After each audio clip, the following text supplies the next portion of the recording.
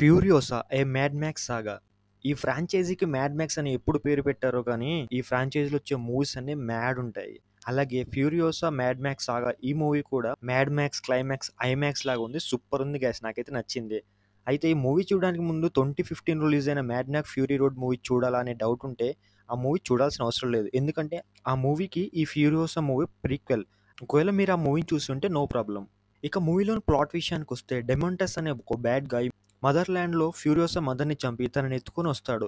అలాగే తన సైన్యంతో ఈ మ్యాడ్ మ్యాక్స్ వరల్డ్‌లో ఫుడ్ అండ్ వాటర్ ఉండే ఒకే ఒక చోటైన సిటడెల్‌ని ఎలాగైనా రూల్ చేయాలి అనుకుంటాడు. అలా తన ట్రేడ్‌లో భాగంగా సిటడెల్‌కి కింగ్ అయిన ఇమ్మోర్టన్ జోకి ఫ్యూరియోసాని ఇచ్చేస్తాడు. ఇమ్మోర్టన్ జో ఆర్మీలో జాయిన్ అయిన ఫ్యూరియోసా పెద్దయ్యాక తన మదర్‌ని చంపి తనని తన మదర్ నుండి వేరు చేసిన డెమెంటస్ మీద ఎలా రివెంజ్ తీర్చుకుంది అనేదే ప్లాట్. ఆల్రెడీ మీరు ట్రైలర్ చూసి ఉంటే ఈ మూవీ స్టోరీ అర్థమై ఉంటుంది. అలాగే 2015 రిలీజ్ అయిన Mad Max the Fury Road movie లాగే ఈ మూవీ కూడా pure R rated movie. Too much violence, gore, disturbing visuals ఉంటాయి. ఒకవేళ మీరు కనుక వీక్ హార్టెడ్ అయితే ఈ మూవీని చూడకండి అని సజెస్ట్ చేస్తాను.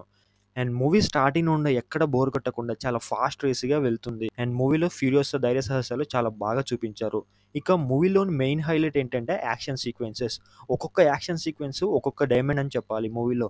కానీ అన్నింటికంటే మూవీలో మిడిల్‌లో వెజిటబుల్స్ తీసుకెళ్తున్న ఒక ట్రక్‌ని సేవ్ చేసే యాక్షన్ సీన్ ఉంటుంది. మెంటల్ మాస్ యాక్షన్ సీక్వెన్స్ అదైతే నెక్స్ట్ లెవెల్ ఉంటుంది.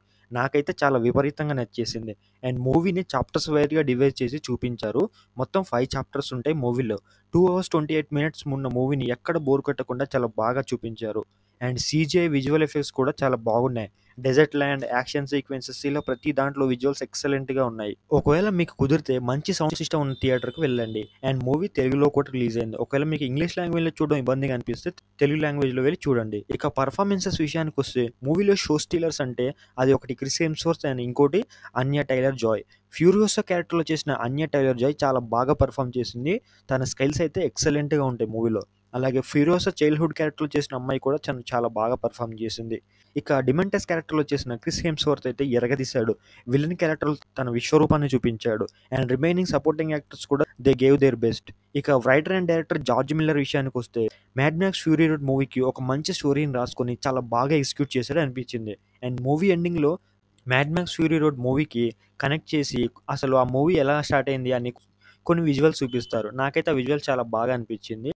So that's it for this video guys. ఒకవేళ కనుక మీకు ఈ వీడియో నచ్చితే లైక్ చేసి మీ ఫ్రెండ్స్ అండ్ ఫ్యామిలీ మెంబర్స్కి షేర్ చేయండి. అలాగే మన గ్రేట్ ఇన్ఫో తెలుగు ఛానల్ని సబ్స్క్రైబ్ చేసుకోండి. అండ్ డిస్క్రిప్షన్లో ఇచ్చిన లింక్స్ పైన క్లిక్ చేసి మన సోషల్ మీడియా హ్యాండిల్స్ కూడా ఫాలో అయిపోండి. And thanks for watching this video. This is Srinath Palvai. మళ్ళీ ఇంకో వీడియోతో మీ ముందుకు వస్తాను. అంతవరకు స్టే సేఫ్. Signing off.